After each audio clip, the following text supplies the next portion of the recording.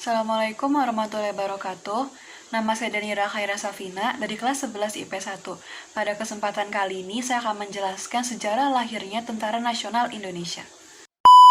Setelah proklamasi kemerdekaan Indonesia, Indonesia belum punya tentara sendiri. Peta tidak dapat dijadikan sebagai tentara nasional karena saat itu Indonesia masih berada dalam status quo. Status quo adalah status negara jajahan menjadi negara merdeka. Pada tanggal 19 Agustus tahun 45, para pemimpin mengadakan rapat di Prapatan 10. Para pemuda ingin mengajukan tuntutan untuk mendirikan Tentara Nasional Indonesia yang berasal dari bekas peta. Setelah melalui proses panjang, diadakanlah rapat paripurna pada tanggal 22 Agustus tahun 45 yang menghasilkan 3 hal, yaitu Komite Nasional, Partai Nasional, dan BKR. BKR adalah Badan Keamanan Rakyat yang bertujuan untuk memelihara keselamatan dan keamanan masyarakat di berbagai wilayah. Oleh karena itu, BKR dibentuk di beberapa wilayah. Namun, BKR itu bukan tentara.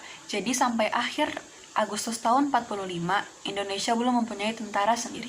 Pembentukan BKR ini menuai pro dan kontra sehingga terbentuklah badan-badan perjuangan baru yang disebut Laskar.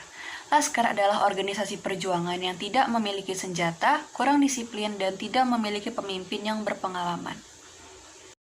Bersama dengan pembentukannya BKR, Sukarni dan Adam Malik membentuk Komite Fan Aksi yang bertujuan sebagai gerakan yang melakukan pelucutan terhadap serdadu Jepang serta merebut kantor-kantor yang masih diduduki oleh Jepang. Komite ini disusul dengan lahirnya organisasi-organisasi lain yang masih di bawah naungan oleh Komite Fan Aksi, seperti API, BARA, dan BBI. Sampai akhir bulan September tahun 45, Indonesia belum memiliki ketentaraan yang bersifat resmi dan profesional, sedangkan ancaman dari luar semakin besar. Oleh karena itu, pemerintah memanggil bekas Mayor Knil Urip Sumoharjo yang memiliki banyak pengalaman sejak zaman Belanda. Kemudian dikeluarkanlah maklumat tanggal 5 Oktober tahun 45 tentang pembentukan TKR, Tenaga Keamanan Rakyat. Pada tanggal 9 Oktober tahun 45, KNIP mengeluarkan perintah mobilisasi bagi organisasi bekas peta, Knil, Heiho, dan laskar-laskar yang ada untuk bergabung dengan TKR. Sementara untuk organisasi yang bersifat setengah militer, diizinkan untuk beroperasi meski tidak bergabung dengan TKR. Setelah melewati banyak hal, TKR berganti nama menjadi TRI, Tentara Republik Indonesia.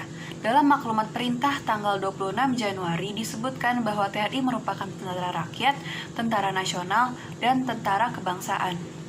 TRI kemudian disempurnakan dengan adanya TRI Angkatan Laut atau ALRI dan TRI Angkatan Darat AURI. Karena situasi negara semakin genting, diperlukan kekuatan tentara yang kompak dan padu. TRI dan laskar-laskar belum seideologi sehingga akan memperlemah perjuangan bangsa terhadap Belanda. Pada 5 Mei tahun 47, Presiden mengeluarkan dekret yang berisi tentang pembentukan panitia yang disebut Panitia Pembentukan Organisasi Tentara Nasional yang dipimpin langsung oleh Soekarno. Setelah panitia itu bekerja, keluarlah penetapan Presiden tentang pembentukan TNI yang diakui secara resmi per 3 Juni tahun 47.